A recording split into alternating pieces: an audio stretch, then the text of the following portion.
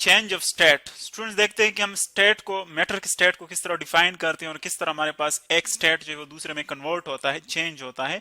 तो अगर आप देखें, जब हम स्टेट की बात करते हैं, मैटर के स्टेट की, तो हम कहते हैं कि हमारे पास जो मैटर एग्जिस्ट करता है, हमारे सराउंडिंग में जितनी भी चीजें हैं वो थ्री स्टेट्स में होती, तीन हालतों में। एक को हम कहते हैं सॉलिड स्टेट, इस स्टेट में हमारे पास ऑब्जेक्ट्स होते हैं। दूसरा जो हमारे पास है वो लिक्विड है, यानी इस स्टेट में भी ऑब्जेक्ट एग्जिस्ट करते हैं आम टेम्परेचर पर। और दूसरा हमारे पास है तीसरा, वो है गैसियस स्टेट। एक चौथा है प्लाज्मा, उसको भी फिर लास्ट में हम ब्रीफली डिस्कस करेंगे। यहाँ पर हमारे पास जो टॉपिक है वो सिर्फ सॉलिड, लिक्विड और गैसेस का है।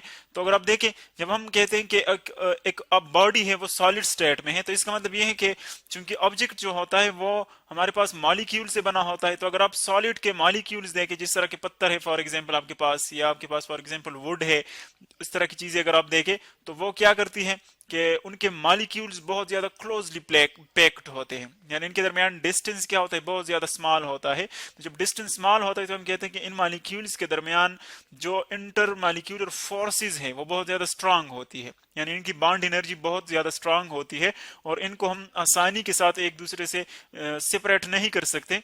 या हम यूं कहते हैं कि इनके जो मॉलिक्यूल्स हैं वो अपनी जगह पर फिक्स होती हैं एक खास टेम्परेचर पर, यानी वो अपनी जगह पर वाइब्रेशन तो करते हैं, आगे पीछे मोशन करते हैं, बैक एंड फोर्थ मोशन या अप एंड डाउन मोशन भी हो सकता है ये वाइब्रेशन, लेकिन वो एक पॉइंट से दूसरे पॉइंट तक शिफ्ट नहीं हो सकते, तो इसको हम वाइब्रेशन कहते हैं।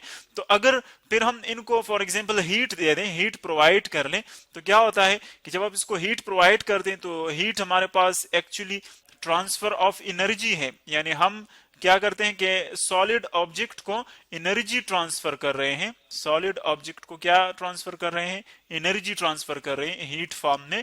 तो ये एनर्जी जब उसको प्रोवाइड करेंगे, मॉलिक्यूल्स की एनर्जी बढ़ जाती है। जब उनकी एनर्जी बढ़ जाती है तो वो बहुत ज्यादा स्पीड के साथ या बहुत एनर्जी के साथ वाइब्रेशन स्टार्ट कर लेते हैं। देखिए अब इनका जो स्पेस होता है वो भी ज्यादा बन जाता है, वाइब्रेशन का एनर्जी भी ज्यादा हो जाती है, स्पीड भी ज्यादा हो जाता है। तो हम कहते हैं कि अगर आप इसको मजीद ज्यादा हीट प्रोवाइड करते जाएं तो एक पॉइंट ऐसा आता है कि इनके दरमियान जो डिस्टेंस है, जो बॉन्ड एनर्जी है वो वीक हो जाती है, जो एनर्जी आप इसको दे रहे हैं वो डोमिनेंट बन जाती है, ज्यादा हो जाती है, और मॉलिक्यूल्स को एक दूसरे से सेपरेट करने में जो है वो फिर कामयाब हो जाती है। तो हम कहते हैं कि मॉलिक्यूल्स के दरमियान डिस्टेंस बढ़ता है उसके बाद, और जिस टेम्परेचर पर ये अकर होता है, हैपन होता है कि जिसमें मॉलिक्यूल्स एक दूसरे से दूर चले जाएं, तो एक स्टेट जो है वो दूसरे में कन्वर्ट हो जाता है। तो इसको हम क्या कहते हैं, इसको हम कहते हैं मेल्टिंग, यानी जो सॉलिड स्टेट है वो क्या करता है, वो लिक्विड में चला जाता है। तो इस प्रोसेस को हम मेल्टिंग कहते हैं। अगर आप देखें जो सॉलिड हमने दिखाया हुआ है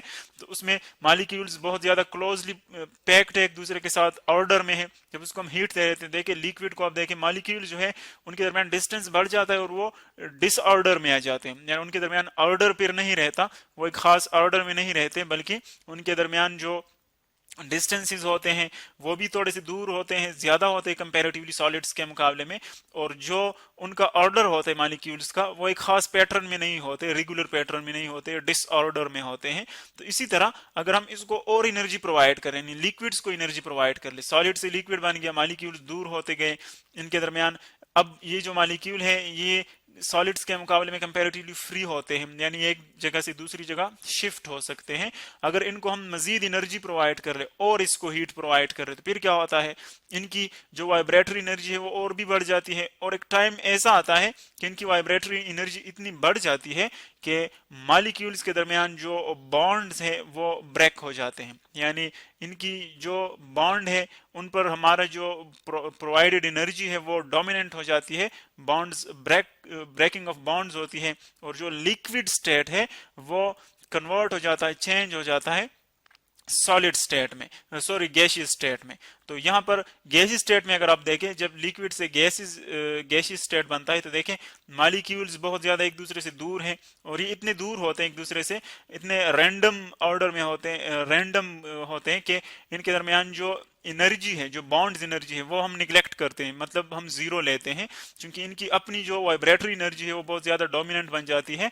तो तीसरा जो स्टेट आ जाता है हमारे पास वो गैसेस का है, यानी हम देख रहे हैं कि ऑब्जेक्ट्स को हम जब एनर्जी देते हैं तब उसमें एक फेज में दूसरे फेज में चेंज आता है। तो अगर आप सॉलिड्स का देखें तो इसमें बाउंड एनर्जी तो ज्यादा होती है, लेकिन मॉलिक्यूल्स की जो वाइब्रेटरी एनर्जी है वो लिक्विड के मुकाबले में कम होती है, क्योंकि जब हम इसको हीट प्रोवाइड करते हैं तब इससे ही लिक्विड बनता है। यानी हमारी जो एनर्जी है वो लिक्विड में फिर ज्यादा होती है एज कम्पेयर टू सॉलिड्स, जो वाइब्रेटरी एनर्जी है, जो हम हीट एनर्जी उसको प्रोवाइड करते हैं। इसी तरह हमारा जो नेक्स्ट स्टेज है वो गैसीय स्टेट, यानी अब हम लिक्विड को मजीद हीट दे देते हैं तो उससे गैस बनता है।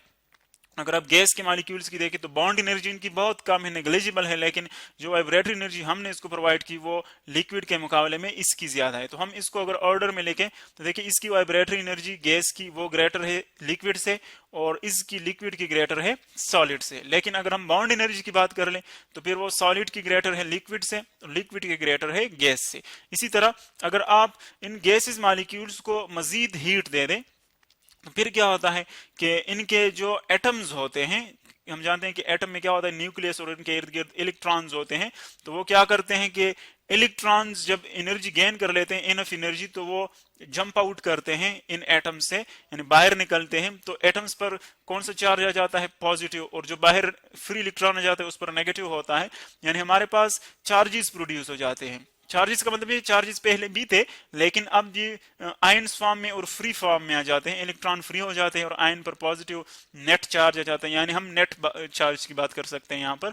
तो जब हम इन चार्जेस को, फ्री इलेक्ट्रॉन्स को और आयन्स को कलेक्टिवली किसी चीज में इनक्लोज कर ले और उनको स्टडी करना चाहे तो फिर इस स्टेट को हम क्या कहते हैं, प्लाज्मा स्टेट। यानी ये वो स्टेट है जिसमें कि हम हीट दे देते हैं गैसेस मॉलिक्यूल्स को और वो इलेक्ट्रॉन लूज करते हैं और हमारे पास नेगेटिव और पॉजिटिव चार्जेस का एक कलेक्शन होता है, तो इसको हम प्लाज्मा स्टेट कहते हैं। लेकिन ये बात याद रखिए कि एज अ होल ये न्यूट्रल होगा, यानी इसमें नेगेटिव और पॉजिटिव जो चार्जेस हैं वो इक्वल है। लेकिन अगर हम इंटरनली देखें तो यहाँ पर फ्री पॉजिटिव और नेगेटिव चार्जेस हमारे पास एग्जिस्ट करते हैं। तो अब अगर आप इसको ग्राफ में देखें तो हमारे पास देखें फॉर एग्जांपल आइस आप कंसीडर कर ले कि आइस हमने लिया है -20 डिग्री सेंटीग्रेड पर। सपोज ये जो हमारे पास टेम्परेचर देखें -20 डिग्री सेंटीग्रेड है, चूंकि आइस जो हमारे पास है वो 0 पर फ्रीज हो जाता है, वाटर उस पर आइस बनता है। अब 0 से जितने भी नीचे आप टेम्परेचर पर जाते हैं वो आइस ही रहेगा। अब अगर आप -20 पर देखें, इस आइस को आप हीट प्रोवाइड करते जाएं तो टेम्परेचर आहिस्ता आहिस्ता बढ़ेगा। देखिए -20 से आया हुआ है 0 तक, अब 0 तक टेम्परेचर बढ़ेगा। देखिए टाइम भी गुजर रहा है, एक्स एक्सिस पर हमने टाइम लिया है, वाई एक्सिस पर हमने टेम्परेचर लिया है, तो टेम्परेचर भी बढ़ रहा है, टाइम भी पास हो रहा है। अब अगर 0 पर आप आ जाए तो चूंकि 0 पर क्या होता है, मेल्टिंग होती है आइस की, यानी अब यहां पर जो हीट हम प्रोवाइड करेंगे वो टेम्परेचर को राइज नहीं करेगा, बल्कि यहां पर क्या होगा, जस्ट टेम्परेचर कांस्टेंट रहेगा और जो सॉलिड स्टेट है आइस का वो कन्वर्ट होना शुरू हो जाएगा लिक्विड स्टेट में।